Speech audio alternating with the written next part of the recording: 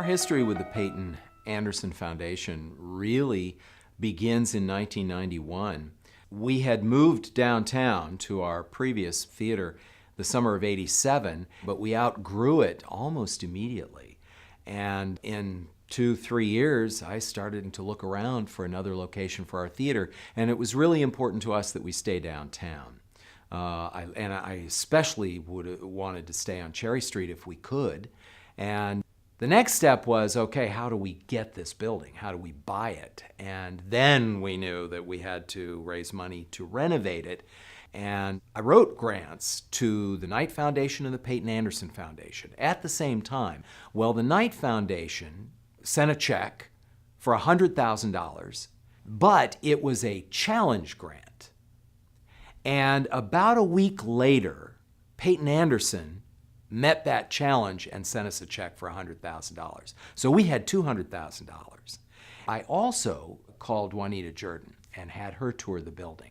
So much of what we have downtown, so much of what is there, so much of what has happened that's good is because Juanita had the vision for it. She could see it. So that match came almost immediately, and that was thrilling. To have $200,000, it took the sting out of needing about another $800,000. And we made a huge pitch to our patrons, and they stepped up in a very big way. The money that came from the Peyton Anderson Foundation initially was seed money. It was a huge statement of, we believe in you, we believe in this project, and it allowed us to go out in the community and sell them on our project and go to our patrons and say that we have this money, and that was truly impressive.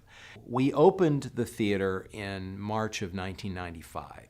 And of course, too, at that time, remember in 1995, there was still not very much downtown.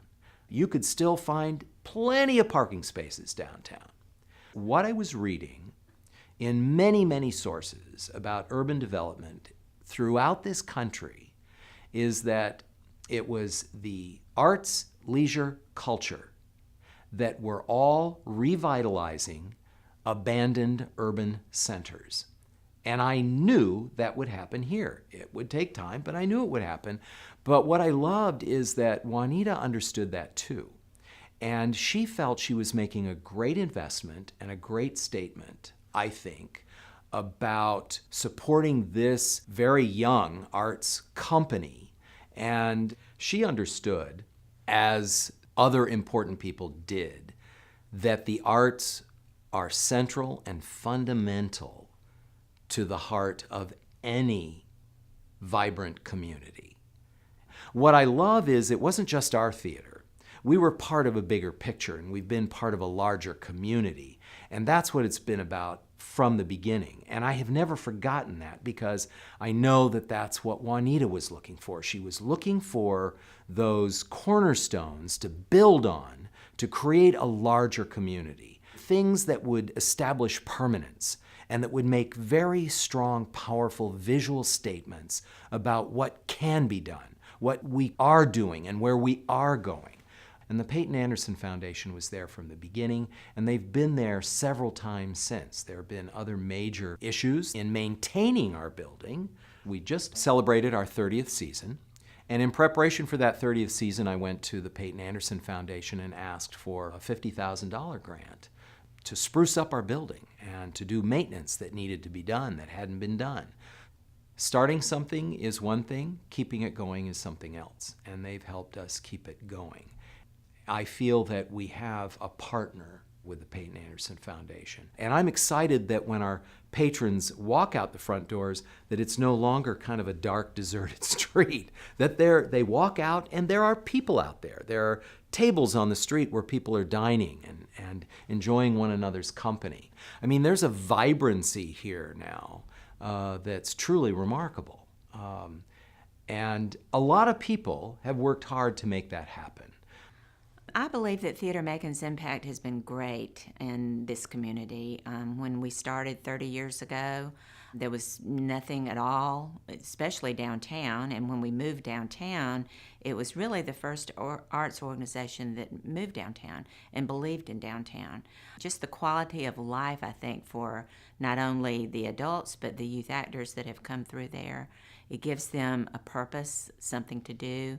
I think if you interviewed any of the kids, they would say what an impact this has had on them. So it's been great for my life personally. The thing that happens with theater and the reason that it is important is that it gives an outlet, a creative outlet for not only those that are on stage and even those on backstage, but just the audience. The audience likes to experience it. With Theatre Macon, because we are an intimate theater, you do feel like you become a part of the scenery almost. You become a part of the show. And many times we do use the audience in some of the shows. But I think arts all the way around are important. It gives them the creativity, the work ethic, the impetus to get up and do something. And it becomes a family. I've had more than one patron say to me, we walk in these doors, we feel like we're part of a family, whereas that's not true in a lot of places. I think my proudest Theatre Macon moment has been just the fact that we've had the longevity that we've had. When we made it to 20 years, we were extraordinarily happy. When we made it to 25 years, we were even happier. And now we are at 30 years, and we can see that we can be sustained. The Peyton Anderson Foundation believed in us right from the beginning.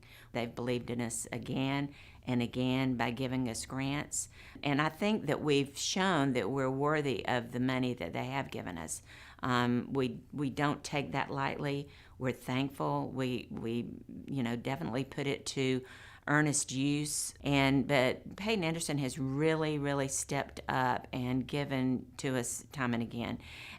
That makes, I think, the people in the city and the community, and especially those that support us, realize that if someone like or some organization like Peyton Anderson is going to believe in us, then they should too. They see that as a worthy cause, and I believe that we are a worthy cause.